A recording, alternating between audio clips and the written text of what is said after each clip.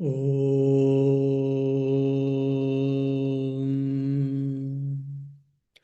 भद्रं कर्णेभिः शृणुयामदेवाः भद्रं पश्येमाक्षभिर्यजत्राः स्थिरैरङ्गैस्तुष्टुवागंसस्तनूभिः व्यशेमदेवहितं यदायुः स्वस्ति न इन्द्रो वृद्धश्रवाः स्वस्ति नः पूषा विश्ववेदाः स्वस्ति नस्तार्क्ष्यो अरिष्टनेमिः स्वस्ति नो बृहस्पतिर्ददातु ॐ शान्ति शान्ति शान्तिः हरिः ॐ. O Lord, please bless us with a physical health and mental health, so that let us do good, let us hear good, and let us see good. Om, peace, peace, peace. Dear devotees, we were discussing the Omkara Upasana. That is, here Upasana means meditation. Meditation on the Omkara. If you remember the last class, we were discussing Akara Pradhana, Ukara Pradhana, and Omkara. Means giving importance to Akara. Omkara consists of 3 alphabets, 3 syllables, A, U, and Ma. So the combination of these 3 letters, A, U, and Ma, creates or Omkara has been done. And this Omkara has got 3 letters. And if you take Omkara alone, Akara alone, and if you give a stress on the Akara, and if someone does meditation for a long time, then what happens? Such person gets, after his death, such person gets human birth. Means the scriptures are telling, this time you have got a human birth, next time you may not get human birth. Based on our actions and its results, karma phala, we may not get human birth. We may be born as animal or a bird or whatnot. But whoever has done Akara Upasana, they will take certainly human birth. And not only that, they will be taking birth in a family, or they will be born in that environment which is conducive to spiritual life. Every atmosphere is not conducive to spiritual life. When many devotees, when they come to ashram, they say that we are able to meditate here. We are able to concentrate our mind. We feel that our mind gets quietened and we feel peace here in the ashram. But when we go out or when we go to other places, we may not feel the same. Why? Because of the tanmatras. So every atmosphere and every place is not conducive to spirituality for the beginners. Now, whoever has done Akara Upasana, meditation on the Akara for a long time, and if he dies, he will take birth as a human being and he will be born in a family or in the environment which is conducive to spiritual life. This we saw.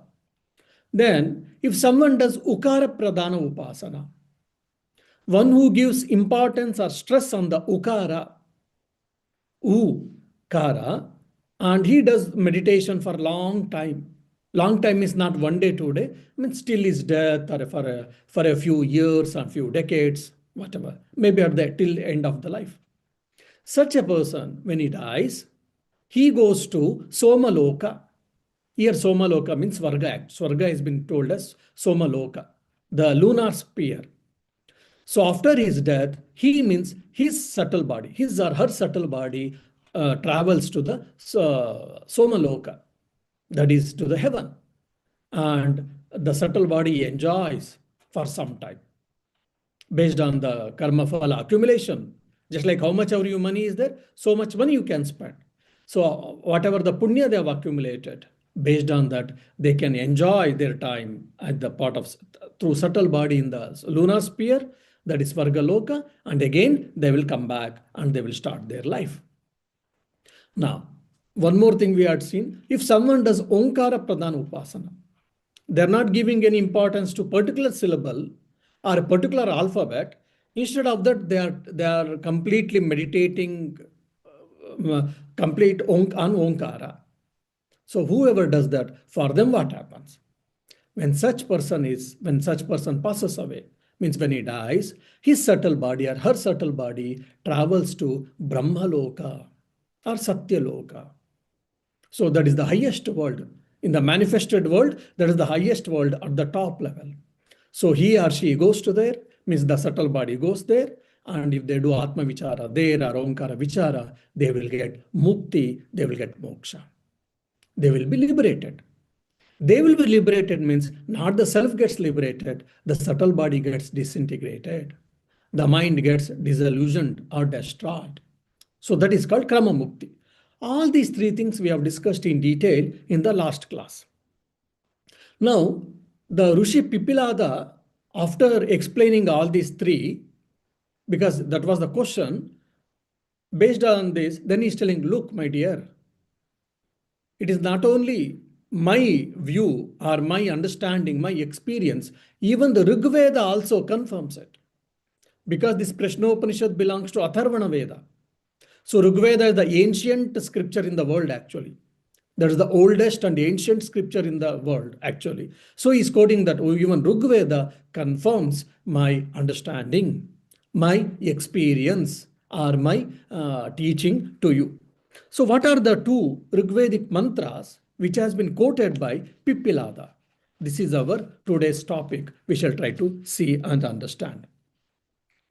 Tisro matra mrityumatya prayukta अन्योन्य सक्ता अनविप्रयुक्ता क्रियासु बाह्याभ्यंतर मध्यामासु सम्यक प्रयुक्तासु न कंपतेग्नः. So this is very beautiful, very profound sloka. Tisraha matraha. When you split, tisraha matraha. Tisra means three, matraha means letters, three letters. What do you mean by three letters? Which are those three letters? We can very well understand. The three letters is A, U, and Ma.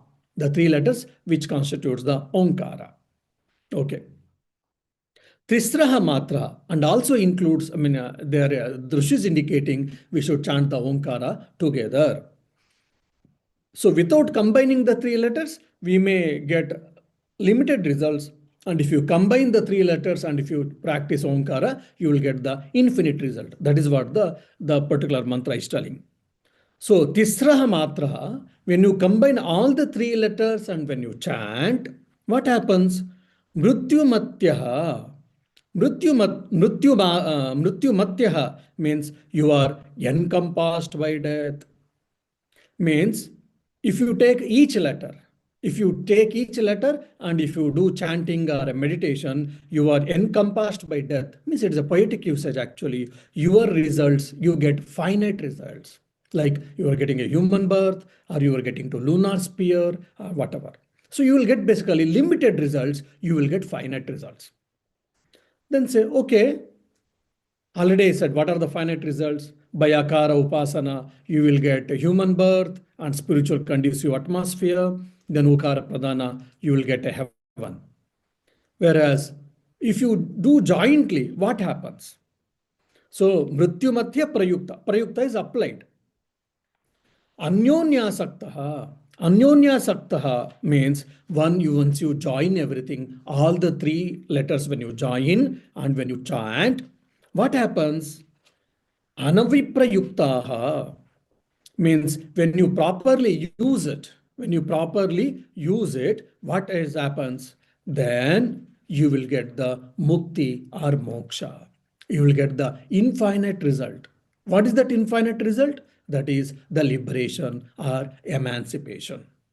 So this also tells that quite a few people I've seen, they write Om as A-U-M. That is a wrong writing. We are not supposed to write. Because Akara and Ukara, when it gets joined, it becomes Okara. A plus U becomes O according to the Sanskrit grammar. So if we write a Om in English, we should write OM only. that Omkara symbol is there that can be written, or otherwise in any other language you are writing. In English, for example, it should be written always OM only, not AUM. If you're writing in AUM, that is wrong actually, because they are telling very clearly that should be joined. So Omkara should be joined. When you join all the three letters and when you chant, when you meditate, you will get infinite results. Now, a question may come. How to, okay, Omkara chanting we can understand. Slowly and rhythmically we can chant.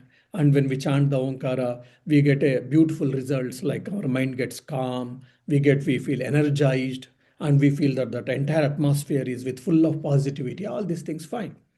But by meditating on Omkara, how one can get results? Or find infinite results called mukti or moksha here.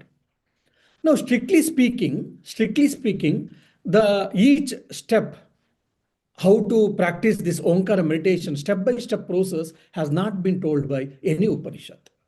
But here and there, we get some ideas. Not in the Prashna Upanishad, in the other Upanishads, when we discuss, we get some ideas. How? So this Omkara is nothing but the primordial sound. And this Akara represents Virat Purusha, and Ukara represents Hiranyagarbha, and Makara represents Ishvara Rantaryami, and entire Omkara represents Turiya Avastha, which we see in Mandukya Karika, because which is also part of Atharvana Veda. So that Omkara represents the highest state or the supreme self. Thinking that, having that knowledge of that Omkara sound and its philosophy, if one starts meditating the Om as the symbolical, as a symbol for that infinite Brahman or for that supreme Brahman, then what happens? When we get ourselves imagining that we are chanting Omkara or we are meditating on the Omkara, thinking that it is the supreme self is manifested in this form of primordial sound, that it starts with imagination, it starts with thought process, it starts with probably thinking, but when we go deep, we will start experiencing it. Because these people are that experienced, that's why he's able to tell all these things. So when we start thinking that the Supreme Self has been manifested as a Omkara, the Omkara is a pratika, symbol for that Supreme Self. Thinking that it's a primordial sound, it is a divine sound, it is a synonym for the God or for the Supreme Self, and one who start meditating on the entire Omkara, what happens? We will get Krama Mukti, that after our death, we goes to Brahmaloka. We go to Brahmaloka means again our subtle body travels to Brahmaloka. Okay, so it should be properly employed, he is saying that. Viprayukta or anaviprayukta means it should be properly used, properly employed. Properly used, properly employed means what? We should meditate properly. We sit for meditation, our mind does world tour. No. We should try as much as possible. We should sit and we should try to, with full of concentration, with full of attention, with full of mindfulness, as much as possible, one should try to meditate. That's what we mean. Viprayuktaha or anaviprayuktaha, both are same. So properly employing, properly using means what? We should use this word symbol called Omkara properly. Means we should have a qualitative meditation. That's what he's telling. Okay. So dhyana kriya, that's what. Kriyasu. So we should do the right action. What action here? It is a meditation. Your upasana means what? Meditation. And kriyasu is using. Kriyasu means it is actually plural. Means okay. I heard a lecture from Swami Shantivratananda and Prashna Upanishad. I am really inspired. I am motivated. I will try to do meditation on Omkara today. Okay, maybe 5 minutes, 10 minutes, 15 minutes, half an hour, 1 hour. I did Omkara meditation. That's it. Tomorrow, no Omkara meditation. Oh, done. No. So Kriyasu means plural they are using. That means it is not one-time job.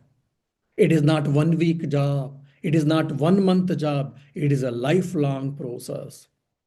How many times we should meditate? How much time we should meditate? How far, how many days or how many years we should meditate? People keep asking. Already, I think in the last class we saw, till our death, we should keep on doing it. Or till achieving our goal, achieving our target, we should keep on doing it. So Kriyasu, which is the verb is used in the plural form, the Rishi is telling that you should meditate eternally. Eternally means till death or till reaching the goal. Why? Abhyasa is nothing but repetition. Habits are cultivated by repetition, and the acquired taste is also cultivated by repeated habit. For example, pizza. 20, 30 years before, we had never heard pizza. Maybe 20 years before, in India at least, we started hearing pizza, and we started once in a while, probably we got it and we tasted. Okay, some of them, they felt it is very tasty and very interesting. Then it made them to purchase again, again, and afterwards they started feeling that without pizza they can't spend their time, they can't complete their day. So they were obsessed with the pizza basically. Why? Because it was a repeated habit. At some point of time, they didn't know about pizza, but they started enjoying it, and there was an acquired taste. So all our spiritual practices, all our habits, either good habit or bad habit, right habit or wrong habit, is an acquired ones by repetition. Some may be natural for us, but some is through actions only, like using mobile or watching television or meditation or exercise, walking, working, studying. Everything is what through habit one can cultivate. So this kriyasu means it's actions, means it is a lifelong process. One has to practice and one has to cultivate these meditation habits. Meditation habit, so that one can reach the, or one can get the infinite results. Okay, and he's giving a tidbit here, or he's giving one, what is a suggestion, how to meditate. I am trying to meditate on the Omkara. Omkara is a primordial sound. It is the symbol for the God or the Supreme Self. And this is the first manifestation in the universe. All these things fine. And he's telling, Bhaya Abhyantara Madhyamasu. Bhaya means external. Abhyantara means internal. Madhyamasu means intermediate. Now, this akara represents external, and which is external, and which is gross form. Gross means manifested form, and which also represents our waking state, and which represents the Virat. That is the cosmic gross form. The sum and total of all the gross bodies is called Virat actually. So this Bahya, one word, represents all these things. Of course, if you're hearing the Prashna Upanishad from the beginning, you'll be able to relate all these things. Then Madhya. Madhya means middle. What do you mean by middle? So middle has been represented as subtle bodies. The sum and total of subtle bodies, which is called Hiranyagarbha or Sutratma. In the first chapter, we discussed all these things. Then it also represents the dream state of our existence. Then Abhyantara means in between. What is this Abhyantara? In between means Karana Sharira, the sum and total of all the causal bodies, and which is nothing but cosmic causal body is called Ishvara or Antaryami, and which is also the head of the deep sleep state of the human beings. So Bahya, Abhyantara, Madhya means all these three things put together. So this Omkara is representing the external world, the Omkara is representing the internal world, the Omkara is representing the intermediate world. Okay, well, that's the one. Omkara is representing the gross manifestations, subtle manifestations, and causal manifestations. Second second part. The third part is the Omkara is representing deep sleep state of consciousness, dream state, and also the waking state. The third.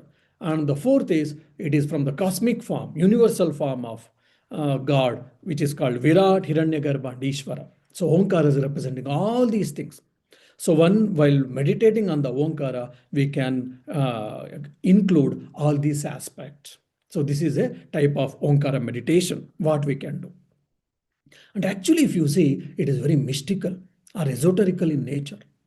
When we hear sometimes, Omkara is beginning, is in the middle, or intermediary, subtle, gross, what is this? We may not understand. Some things goes above the head, no doubt. So here we have to tune our mind. We have to train our mind. So that's where Upanishads has to be done systematic study. So Tattva Bodhara, Parokshanubhuti, introductory manuals one has to read. and little exposition towards Bhagavad Gita, little exposition towards Upanishads. When you start, then slowly, one by one, you'll be able to understand. Just like when you start calculus or trigonometry. Before trying to learn calculus or analytical geometry or trigonometry, before that you started with numbers, addition, subtraction, multiplication, division, I mean LCM, HCF, fractions, indices, all step by step we did. That's where we are able to understand the analytical geometry or calculus or any advanced mathematical calculations. So Upanishads are also like that. For that, step by step, that intellectual process has to be developed. Then you can enjoy these things. That's where I'm splitting every word and I'm trying to give explanation so that you'll be able to understand. And samyak prayuktasu, the process should be complete, it should be well prepared. It is not a casual approach, it is a committed approach should be. Okay, I'm trying to meditate on the Omkara because Upanishad has said, or Swami has said, or XY has said, or I felt, let me sit and meditate. I'm casual approach. No, not casual approach cannot bring you the results, cannot yield the results, which we all know that. So Samyak Prayuktasu means one should be done properly, means qualitative meditation.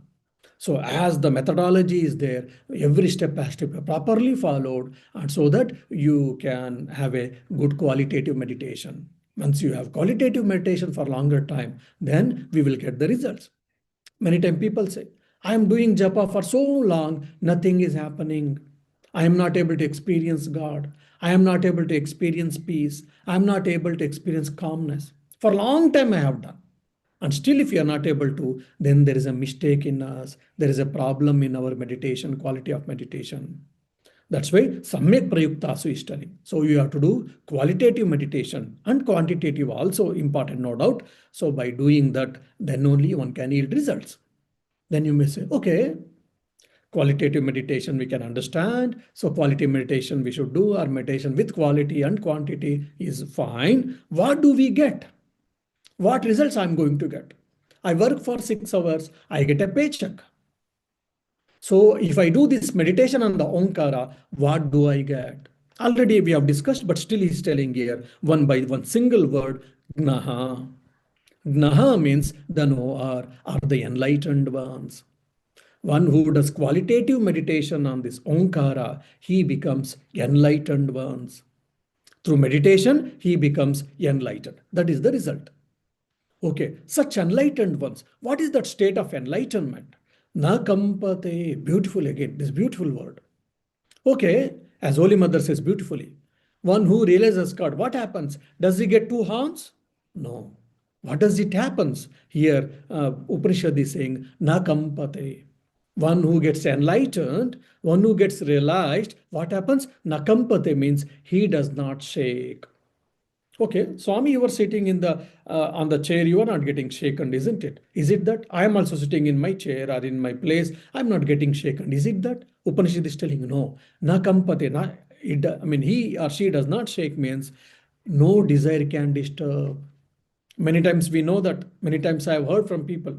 Swami, when we hear the Vedantic talks, everything is so true, we feel, yes, I am Atman, I am Brahman, I am not the body, mind and all. But after the class, in no time, the Vedanta takes back step and our problems creep in.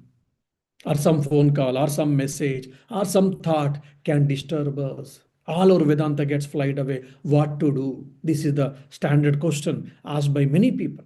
So here we can see Nakampate means for him no desire or no situation, no thought or no person can shake him. Is it a state of insensitivity? Like people are in coma, nothing happens for them. Or people are in deep sleep, nothing happens.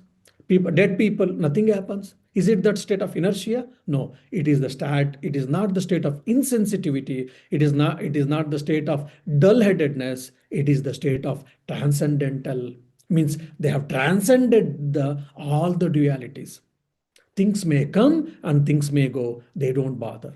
I keep telling, by studying Vedanta and by putting into practice, what happens? You will travel from what to so what. What? So what? It is simple difference it looks like, but there's a lot of difference between what to so what. This is what our life journey, Vedantic journey. So you will travel from what to so what. Na kampate. Or otherwise, dukkena na vichalyate. There is a problem, he doesn't get disturbed. There is a disease, he or she is facing disease, experiencing the disease, they are not disturbed. He or she is, either they are not happy or unhappy, means they are blissful. They are beyond the dualities. That's what we mean, and does not shake. I think in the Bhagavad Gita, 6th chapter, Krishna tells, Yam labdva chaparam labam manyate nadikam tataha yasmin stitona dukkena na gurunapi vichalyate. Yasmin stitona dukkena gurunapi vichalyate. Even you may get the greatest sorrow, the biggest sorrow in your life, but still such a person, such enlightened ones, he will never get shaken. He will solve it, no doubt. He will try to solve it and all other things. He's aware of all these things. It doesn't mean that he's like a rock, he doesn't understand and all. No, he understands all these things, but he doesn't get shaken. Why? That is pertaining to body and mind. I am the self, so I need not to get bothered. There's a problem, let me try to resolve it. If possible, okay. If not, also okay. But he doesn't get shaken. His emotions doesn't get disturbed. His peace is not at pieces, and he doesn't get stress. His BP doesn't get rise. That's what na kampate. So what is the result of this Omkara Upasana? In the mundane world, if you ask, na kampate, he is not disturbed. He is always blissful, because no experience of duality, or the rather for them the duality is an only appearance. They are very clear about it. So they have transcended the reality. So like this, we can see with quite a few people, quite a few people. It reminds me a very interesting story actually. A monk from India, his name was Swami Chidbhavananda. Swami Chidbhavananda, he was the disciple of Swami Shivananji, the second president of our Ramakrishna order and apostle of Sri Ramakrishna. Swami Chidbhavananji in the Tamil Nadu, he started few centers and he built it basically with all difficulties, with all struggles, his own way of struggles, he built it. Okay, now he has become quite old. He has become like nearly 60s probably, and his other young monks, his disciples, young monks, they are looking after the ashramandal. So day-to-day things he is not interfering now. Only the policy decisions or only little administration is thinking, and in day-to-day things he has left to the young monks and novices. And one fine day there was a huge rain. But he's sitting in the first floor in his room and he's doing some studies. And there's a huge rain. He's not perturbed, he's not disturbed, he's not bothering about it. He is he is engrossed in studies. And that huge rain, it was continuous. As a result, there was a floods and water entered in the ashram. The furnitures and everything is getting floated. The coconuts are getting floated. And ashrama workers and the monks and the novices, they are trying to hold. It is not becoming part. Sometimes, yes, some things are they're able to hold, some things they are not able to. Then the manager Swami, interestingly, he sent a word to novices that you go and inform the Swami Chidbhavananji that what is happening. There's a beautiful book written by him on Bhagavad Gita. Explanation and commentary on Bhagavad Gita. Very interesting, actually. Then the novices, they went into the room. He is engrossed in studies. He didn't see them basically. Now these novices, because brahmacharis, they have got fear. If we disturb him, he may scold us, or what he will think, we don't know. So basically they had a fear, respect out of fear, and they were keeping quiet. They were waiting when Maharaj raises his head, when the Swami raises his head, we shall tell. So 5, 10, 15 minutes probably might be over, and he didn't raise his head. And he's studying, he's reading. Then they started making sounds. And like that, some sounds they started making. Then at some point of time, the Swami raised his head. Then he saw the two brahmacharis standing near to him and he asked, what? Then the brahmachari started telling, there is a heavy rain is coming. He saw the window and said, yes, I am able to see. So to say this, have you come? Then they were saying that no, because of the heavy rain, the floods have come. what has entered into ashram. Now imagine, he has built that ashram. He has struggled from every brick. He has struggled with sweat. He has built that ashram. What you expect immediately will get disturbed or immediately will react? Is it so? What happened and all? He should start running towards downstairs. But instead of that, he said, "Is it? What should I do?" He said, "No, because of the rain, there are floods and things are going and there's a problem, it seems." Then the manager, Swami, asked me to inform you. Then he said, "All right, I will come, you go." Then the brahmacharis came back and they told to manager Swami, and they also started helping them to collect the things. Maybe in 5 minutes, the Swami came down. And the workers' children were there, small children, they were playing catch with the coconut actually. Because they are children, they don't understand all these things. They were playing. And the Swami also went and he started playing with them coconut catch. Now workers and the other monks are busy in protecting the things, and he didn't bother. Just he also started playing coconut catch. And others, just they watched it and they were all dumbfounded. He is the Swami who built this ashram. He is the Swami who struggled for years to build this ashram, to get things, everything. But now there is a floods and things are getting washed out. He is not perturbed and he is playing as if nothing happened. So this is one small incident. Why? So he has done all that work as a service to the God, as an offering to the God, but he is not disturbed by that. Nakampate, this can be one of the example. But in our cases, small things can disturb us. But in him, it is not so. So like that, once you get into the deep spiritual practices, things will not shake you. You will start swallowing everything. You will start observing. You will like a shock observer.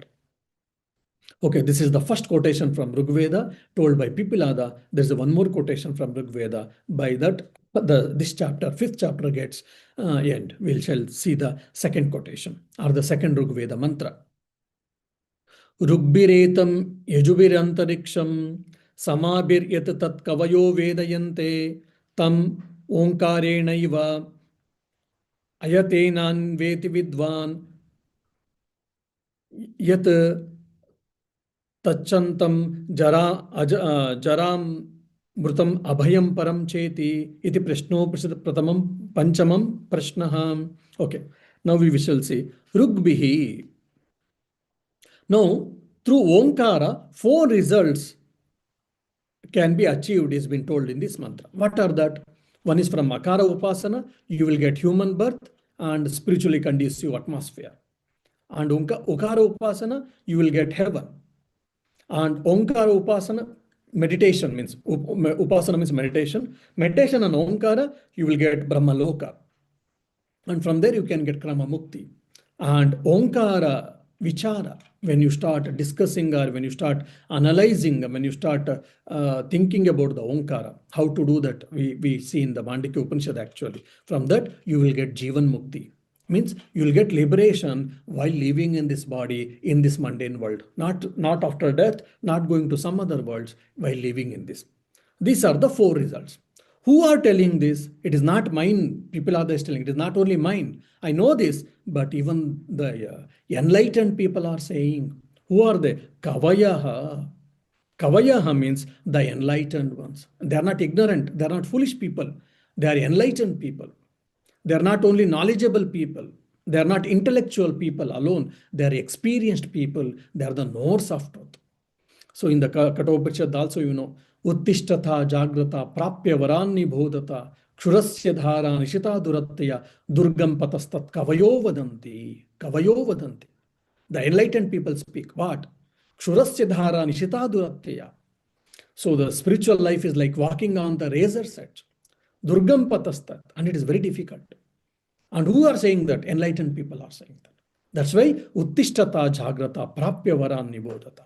Arise, awake, stop not till the goal is reached. Swami Vivekananda's famous statement. It is from Kathopanishad. So Kavayaha Vedayante, the enlightened ones, the realized people, Vedayante, they have realized it and they are telling this. What they are telling? Yetam. Yetam means this actually. So when you read the sloka, Yetam midis, if you know Sanskrit or if you read the translation, you will say Yetam means this. What do you mean by this? It is a pronoun. We don't get anything. That's where we need acharyas, but that's where we need gurus. Here, etam, this means the world associated with human beings, or this mundane world, or the earth where we are living. Manushya loka in the Sanskrit. Etam means this Manushya loka. Rugbihi, through the Rig mantra or through Akara Pradhana Upasana, meditation on Omkara, you are taken care by Rigveda Adidevata and you will get human birth with a spiritual conducive atmosphere. You will be reborn, you will take birth again in the spiritual conducive atmosphere or in the family. So, Rugbihi etam. Prapnoti, we should add one verb. Prapnoti means attained, attainable. So by doing the Rigbihi, by doing the Rigupasana, or Rugmantra Upasana, or Akara Pradhana Upasana, Yetam Prapnoti. You get this. You get this means what? You get the human birth and this mundane world where spiritual conducive atmosphere is there. Then second, Yajubihi Antariksham. Yajubihi. Okay, by chanting the Yajur mantra or by doing the Ukara Pradhana Upasana, by meditation on the Ukara, what you get? You get Antariksham. There's intermediary space. What is that intermediary space? Antariksham means here Somaloka, here they are telling, means it is Swargaloka or heaven. You attain heaven. So this is the second phala. First is getting human birth in the spiritual conducive atmosphere. The second is you are getting the heaven. Okay. Samabhir yat tat. Okay. The third phala, the third fruits of action, samabhihi, means by chanting Sama mantra or the Omkara Upasana. What do you get? Tat. Yat tat. Yat means which, tat means that. Again, yat tat means what does it mean? Tat means here the world of Brahma means Brahma Loka or Satya Loka. And yat means which is attainable. So by practicing Omkara Upasana, by practicing meditation, Omkara meditation, which is led by the presiding deity of Samaveda, by doing that, if you get established, what the result you will get it? We will get the Brahmaloka. We will attain Brahmaloka. That's what we are saying. Vidvan Anveti. And it is not only mere intellectual speculation. It is not hypothetical argument. Vidvan Anveti, the enlightened one, people have reached their agli. Means it is practicable. Even today, if we do it, even we can attain this. So Vidvan Anveti, the enlightened people have attained already. So it is not mere speculation. It is not mere hypothetical argument. It is attainable, practicable, because many have attained. Okay. And who are saying this? Who are certifying this? Kavayaha, the enlightened ones are certifying this out of experience. Okay, this is the first two lines. Third line, tam. Tam means that Brahmaloka, which is inferior Brahman or Apara Brahman. Okay. Omkarena eva means through Omkara Upasana, you attain Brahmaloka, no doubt. Now, through Omkara Vichara, you will get moksha, you will get liberation in this world itself. So this is the fourth pala. Third pala you are going to Brahmaloka, and the fourth pala is tat. Tat means that. Yat, again, which is the supreme Brahma. In first yat, it is Brahmaloka. Here yat is supreme Brahman, Parabrahma. So by doing the Atma Omkara Vichara, you will get a Yatu Tata. You will attain that. You will attain that means what? You will attain the Supreme Self. Means you will get Jivan Mukti. Means you will get liberation. You will get emancipation while living in this physical body. Okay. And what is that nature of the Self? If I attain Self, what happens? For that they are telling, the nature of the Self is what? Shantam. Shantam Ashanta. The nature of the self is what you know. Shantam means it is quiet, it is peaceful, it is tranquil, it is devoid of all the disturbances. Or basically, it is nature of freedom. We want freedom. We keep on saying that. The Shanta, one word, represents all these things. So this self, which is attainable by the Omkara Vichara, is Shanta in the nature. Means the self is very quiet, basically beyond of all dualities, devoid of all dualities or disturbances. And by attaining Brahman, we will also get that. Then Ajaram. Ajaram. Jara means old age. Ajaram means free from old age. Means I will be free from birth and death. This cycle of birth and death, I will be freed. Then Amrutam. When I am free from the cycle of birth and death, I become immortal. Amrutam, immortal, which is beyond death or free from death. Free or free from the limitations, or free from the finite things actually. Amrutam, immortal, free from mortal. The moment I am free from death, I am free from old age, I am free from mortality, I am immortal. Obviously, what happens? Abhayam. I will be fearless. I don't have any fear because I am free from all these dualities. Heat and cold, I am free. Loss and gain, I am free. Happy and unhappy, I am free. I am free from old age and birth, I am free. I am free from disease and health, I am free. I am free from all types of dualities.